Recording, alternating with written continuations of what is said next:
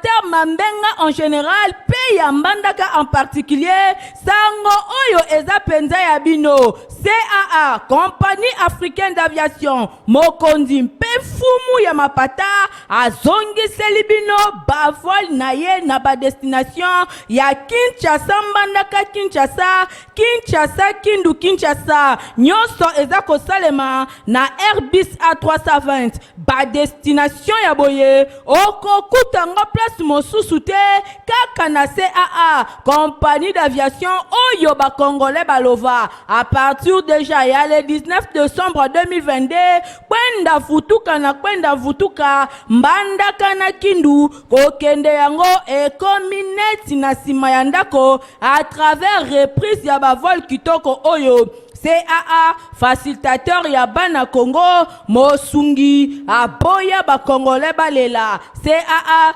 Balinga Kamboka Boete, vous êtes trop amoureuse du pays. Ngaka kokia bino so sepela kolanda info linga ya journal ya pepe pona peuple mbote na bino nyonso bozuli baku ya kolanda basango la biso tikate to fungola yango pona kotasa bino ndenge 3 ministres mobimba ya gouvernement ya Jean-Michel Sama Lukonde Kenge ba uti bongo ko démissionner mokolo ya mercredi 28 décembre tina ezake po bazali ba membre ya Ensemble pour la République ya Moïse Katumbi Tshapwe ndenge héritier Mapindemi atalisi. Chef de l'État Félix Antoine Tshisekedi Tshilombo andimi démission ya Mwando Simba, Chéribin Okende Pekilumba, Chéribin Okende Christian Mwando Simba et Longona Véronique Kilumba, Bango Bazalaki respectivement ministre d'État chargé à plan, ministre des Transports, Voies et Communications, P désenclavement, P vice-ministre de la Santé. Par contre, Christophe Lutundula Apala Pene Apala, Modeste Mutinga na Mouindou Nzangi, Bango P Bazalaki qui n'a pas entraille, il y a Ensemble pour la République, kasi Bango Batikal na navire, il y a Jean-Michel Sama Lukonde Kenge, Bango ba déclaré Bazali déterminé, il y a Koko Bako servir Mboka. Nangambunaye, Félix Antoine Tshisekedi Tshilombo, chef de l'État, a tiré ba conséquence Nyon Sopé Azui acte ya démission, et Zalaki Bongo Mokole à mercredi 27 décembre 2022, na cité ya Union Africaine, ba 3 partants Oyo normalement, ba tiré ba conséquence immédiate, il y a volte face Oyo au regard, il y a nouvelle donne politique.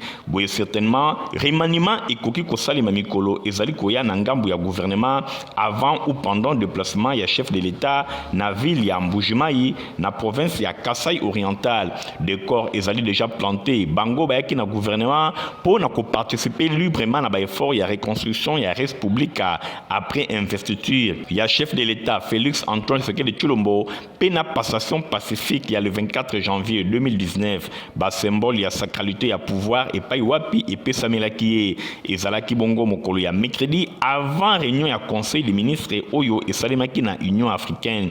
Bango moko balobi balandi chef de file na bango Moïse Katumbi Tshapwe Oyo azali désigné candidat pour la élection présidentielle il y a 2023 après dernier congrès ya Ensemble pour la République Oyo et uti kosalema na ville ya Lubumbashi. Félix Antoine Tshisekedi Tshilombo a vu bonne note ya démission ya Chéribin Okende Christian Mwando Simba pe Véronique Kilumba, Boye Bango Batiki Bongo gouvernement.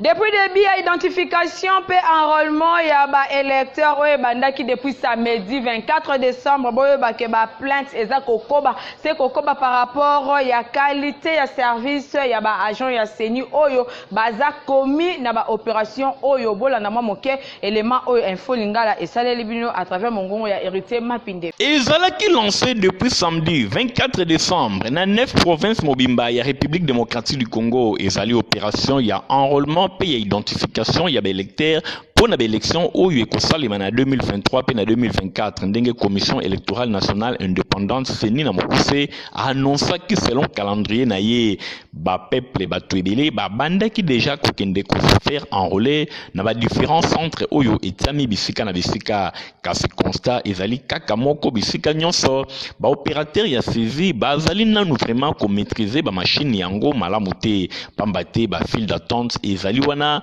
bato bazali ko mela kozwa plus de 20 minutes pona ko se faire identifier ba photo oyo bazali kokanga ba plainte pe ezali bisika na bisika ezali vraiment flou boy design ya carte yango ezali pe ko sepelisa bato ebele te nyonso wana ba information oyo tango ezali kotambola ezali ko permettre te engouement ya électeur ba yeba na ko telema na ba bureau pona ko se faire enrôler pamba te ebele bazali kobanga kozwa temps molai koumela pamba te mingi bazali bato ya misala misusu bato ya mimbongo moto na moto akolinga tango apusani penepene ya centre esengeli azwa carte na ye na ngonga moke tobanzi ke commission électorale nationale indépendante oyo anonsaki kaka 1 mois ya pamba mpona baopération ya identification ya baélecteur akosala nyonso pona ko récupérer temps oyo déjà ba perdre pamba te ba électeur tango bazali koumela ngonga ezali koleka mulai et ko permettre te population bazala identifier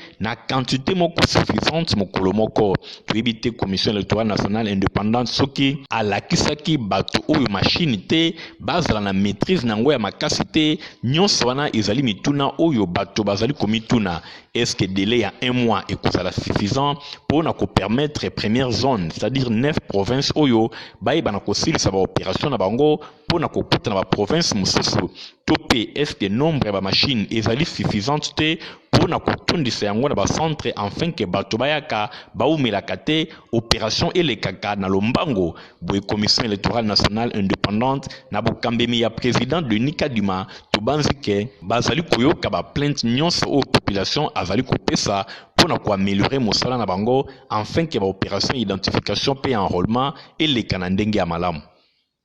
Nasima na eko participer na 9e conférence ya ba gouverneur na ville ya Mbandaka na bozoni na ye kuna na Iziro ezabongo gouverneur ya Otuele Christophe Baseane Nanga alansaki appel pour na identification ya population bola na ba détail élément o Nabokiti na avion na 16h numéro 1 ya province ya Otuele l'homme fort Christophe Baseane Nanga ayamba maki kitoko et pas ba policier et pas wapi basalela kiye ba honneur oyo ezadine na rona ye pe ba membre ya gouvernement provincial et longona ba collaborateur na ye pango nyoso bayaki pona koyamba ye. C'est la meilleure conférence de gouverneur, c'est la 4e. Elle a été différente. Nous avons reçu des instructions du chef de l'État par rapport à l'avancement des travaux du pays. Grâce na succès na ye na conférence ya ba gouverneur kuna na Mbandaka numéro 1 ya Otuele aza vraiment déterminé pour na ba élection ya 2023 na yango asengi na population nyonso ya Otuele ba kende ko s'enrôler massivement. 2023 on voit les élections, on ne voit rien d'autre que l'année électorale. La première des choses c'est s'enrôler. Nous aurons beaucoup plus d'enrôlés, beaucoup plus d'électeurs. Et les jours du vote, il faut participer.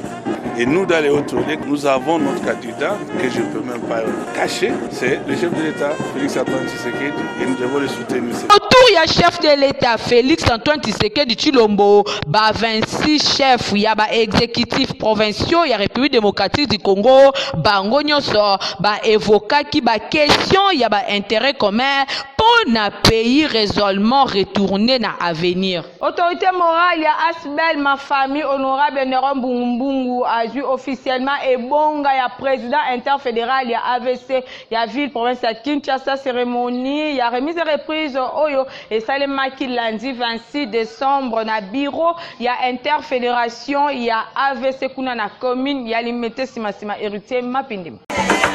Autorité morale ya Asbel, ma famille honorable Néron Mbungu azwaki lundi 26 décembre 2022 bâton ya commandement ya interfédération ya parti haute révision du Congo ya ville ya Kinshasa cérémonie ya remise reprise et salemaki mokolo ya lundi 26 décembre entre Mfumwabanga Moyo et Longona Fidèle Muzembe oyo abandai kosala intérim na poste wana nyonso elekaki na bureau ya interfédération ya AVC parti cher ya mwana mboka Didier Boudimbu nyonso elekaki na commune ya Limete bosimbake cérémonie ezalaki vraiment kitoko. Autorité morale ya AVC excellence Didier Boudimbu azalaki représenté na secrétaire général ya parti maître Magloire Kasongo. Événement ezalaki haute en couleur et pas wapi ba au cadre ba militant pe ba militante ya parti bango nyonso bazalaki ba pasteur ba utaki bisika na bisika pona ko assister na cérémonie oyo ya remise et reprise nyonso ebandaki ko remercier autorité morale ya parti son excellence Didier Boudimbu pe ba collaborateur na nyonso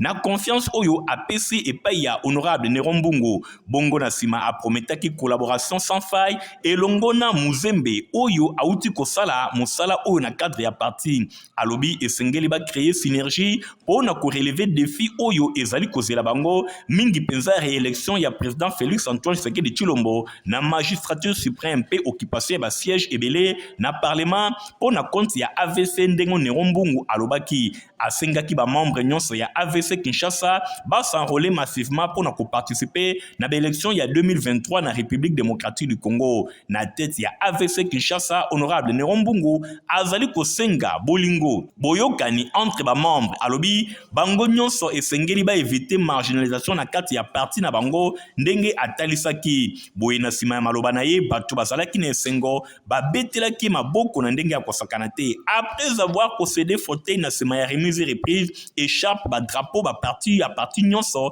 epesamelaki ye Fidèle Muzembe yepe aprometaki ko travailler na collaboration elongo na nouveau promis avant ko clôturer cérémonie oyo ya munene oyo maître Magloire Kasongo secrétaire général a présidaki a remercier ba camarades nyonso oyo ba se déplaçaki pona ko participer na cérémonie secrétaire général ya AVC a profitaki pona ko senga pe na bato ba s'enrôler massivement ezalaki bongo note ya satisfaction et pas ya ba autorité pe ba membre elongo na ba sympathisants nyonso ya AVC oyo ba kabwanaki na musique folklorique ezalaki vraiment au rendez-vous pona ko ningisa milulu oyo. Communiqué moko ya Seni awa bolande lecture nango à travers Nathalie Kaila Kapenda. Commission électorale nationale indépendante baza koyebisa na opinion nationale et internationale que opération identification et enrôlement ya électeurs ici et bandaki depuis le 24 décembre 2022 na ba province lokola Kinshasa, Équateur, Congo central, Kwilu, Kwango, Maïndombe, Mongala, Nord Ubangi, Sud Ubangi, Pechwapa. Seni Azako remercie la population qui déjà se mobiliser peut se présenter dans le centre d'inscription malgré les difficultés au Ezawana pour le démarrage. Malgré retard enregistré dans la zone d'ouverture et le centre d'inscription, Seni Azako invité la population à se méfier de la rumeur et la désinformation et à dans les réseaux sociaux. Dans la même occasion, Seni a rassuré la population publique et la partie prenante nyonso que le centre d'enrôlement au nan efongwamité et qu'on en arrêta ya kofongwama ba autoriser bango ba récupérer ba jour pour la prestation au basala quitté. C'est à azongisi ba vol na ye na ba destination ya Kinshasa mbandaka Kinshasa pe Kinshasa Kindu Kinshasa nyonso e bandaki depuis le 19 décembre 2022.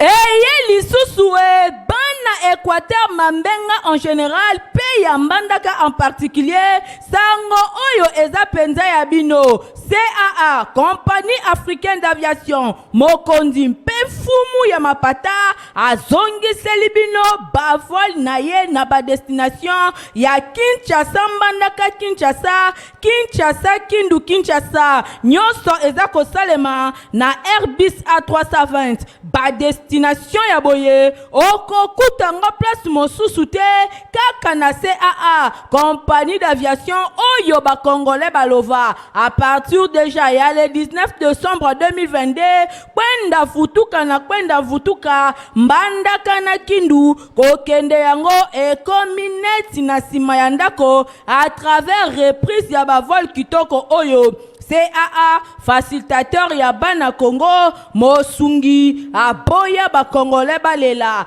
CAA balinga kamboka boete vous êtes trop amoureux du pays. Dans la communiqué ya professeur Dan Kubataka na bolanda lecture na yango à travers Nathalie Kaila Kapenda. Bella, bella. Professeur Dan Kuba Takana aza koyebisa na bana nyonso ya funa bakende kosenrole massivement pour na tango ya maponami ba voter ba député ya solo oyo bakozala ba véritable molobeli ya district ya funa pour na ba élection ya 2023. Professeur Dan Kuba Takana alobi lisusu ke kobika ya peuple congolais eza na maboko na ye na nzela ya entrepreneuriat. Natina wana Professeur Dan Kuba Takana azali organiser conférence monene pour na kolakisa ba jeune auto prise en charge na nzela ya entrepreneuriat. Professeur Dan Kuba Takana azali ko salisa concours ya financement ya projet et entreprise ya ba jeune ko banda de 18 ans ti na 60 ans. Moto oyo a ko remporter concours Dr Dan Kuba Takana a kozwa bongo tope a ko gagner bongo $500 américains. Concours ekosalema bongo mokola samedi 28 janvier 2023 à partir ya ngonga ya 10h kuna kaka na université canadienne au Congo. Première rue boulevard Lumumba. Bosimba ke concours entreprise Dr Dan Kuba ezali ko concerner kaka bana ya district ya Funa, c'est-à-dire ba commune lokola Kalamu, Kasavubu, Ngiringiri, Bumbu, Selembau, Makala pe Bandalungwa. Bongo ya ebele pona koyeba ba critères ya concours. Professeur Dan Kuba Takana. Projet et entreprise Dan Kuba Takana eza po na biso nyonso. Entrée eza bongo gratuite. Yo moto oza na posa ya kokende Angleterre na agence Eric akosunga yo na ba démarche nyonso offre ya Angleterre na $1000 américains ya pamba leka mbango na ba agence nyonso ya Eric Travel bola na ba détail elongo na Nathalie Kaila Kapenda. Hasta luego. Yango oyo mwana kin ozana posa ya kokende na Angleterre na yebisabino l'homme ambassadeur ya développement mwana mboka Eric Mwamba aza kosunga yo na ba démarche na yo awa prix ekiti ADG Eric Mwamba elongo na agence Eric balobi na $1000 ya pamba ozwi visa ya Angleterre ndeko yo yaka kaka na compte ya $200 na ba frais mususu babandeli yo déjà ba démarche. Lelo touye juste pour informer ba candidat na biso nyonso ke offre ya Angleterre à $1000 ibandai déjà na agence Eric Travel nyonso. Voilà. Batu nyonso balingi ba voyager pour l'Angleterre. On avait dit voilà, le visa d'Angleterre est déjà là. Nous avions dit l'offre pour l'Angleterre c'est à $1000 moyennant $200 à compte. Et à ne pas oublier, ils ont des frais misusu. En dehors, il y a $1000. Donc, vous passez sur place, ou bien au communinga na privé. Tunanga nini mwana mboka Eric Mwamba alobi bonne année na Noël na yo yango oyo. Bombo sanate yo ozape na posa kokende na Turquie, Dubaï, Afrique du Sud, Chypre, oza na posa ya visa Schengen, États-Unis, kokende na yo musika te, agence Eric ezawana, eratakate, sur, prise en charge na yo pe eza rassuré. Agence Eric Travel ezwami bongo na 11e rue Limete, mosika te na INPP, yo oza na Changu, boulevard Lumumba, côté ya Masina, soki olingi okota na entrée Kimbuta.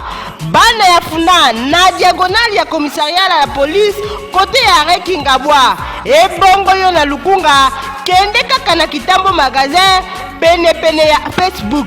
Agence Eric Travel ezome mabino likolo bokomela pema.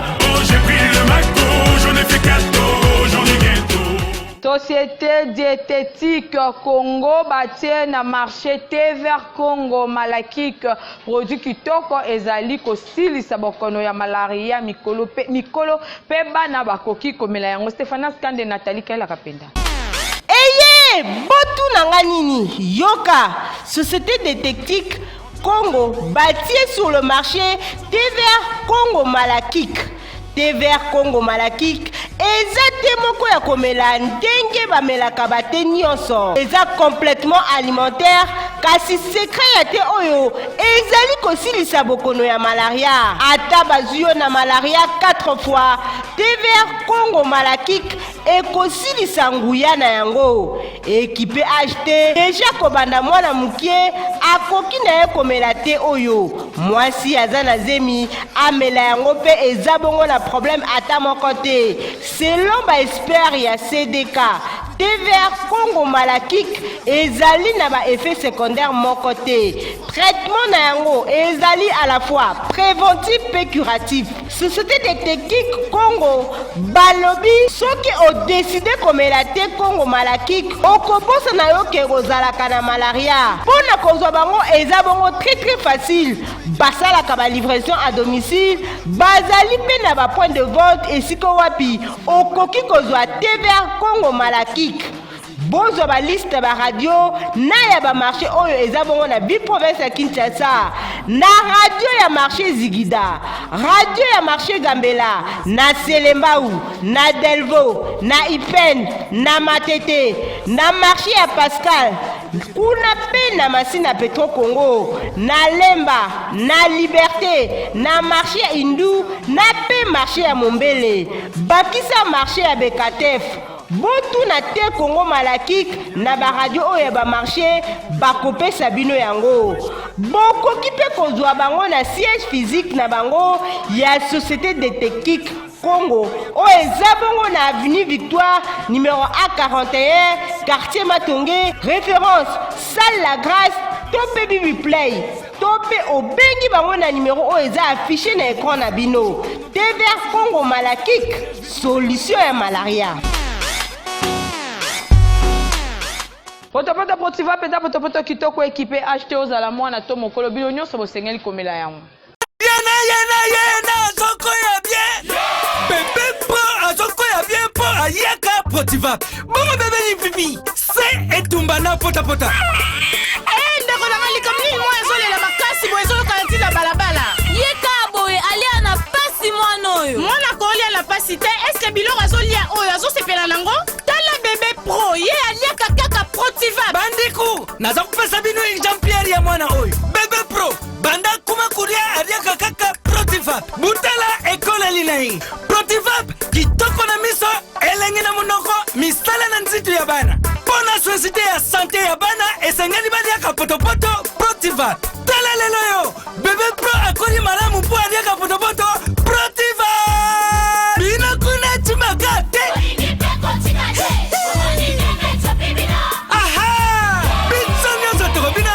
Bébé, toke, baya bayango, chante kitoko ntoto makachi, mboka mobimba, etite ingiyo. Ha! Protiva, poto kitoko pona ba bébé pro. Pona ko fete bonane kitoko boye ba ke place ezase moko na Pacifique palace esika bilengi elalaka Francis Konza Michael Busto. Yindi kulala awa, oke musala te? Chérie, Pacifique palace elengi wapi?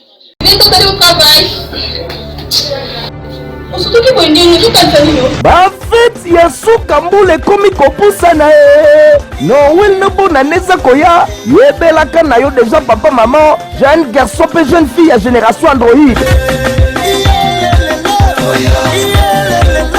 esika ya kosepela ya kolekisa bamoments inoubliables en famille to en couple awa na ville province ya Kinshasa esi eyebana eza nango kaka se moko otuni ngai nini Pacifique Palace bobenga yango paradis terrestre di po eza na beauté ya kosakana te lieu d'aisance eza na nyonso mpona kosepelisa bino mpe kopermettre bino bovivre nowen na bonane kitoko awa bokozwa bapisine ya propre mpona bachubuchubu resto mpe na pointe ezali wape epai bokokuta cuisine ekuba bokolia na apeti na bino mobange d'espace na libanda eza wana bokoki kosala suka na babum bozomela eloko ya malili bozolia mwa eloko etubama kitoko ekote mwa mungwa bien mwa pilipili ya 3000 banyangoleli bino litungulu pembeni bakisa suka na ambiance po awa na Pacifique Palace le paradis terrestre bazalaka na mobange na podium wape epai baproduction ya ndenge na ndenge esalemaka ya badifférents artistes mpo na bino baamoureux ya ballon rond basportif.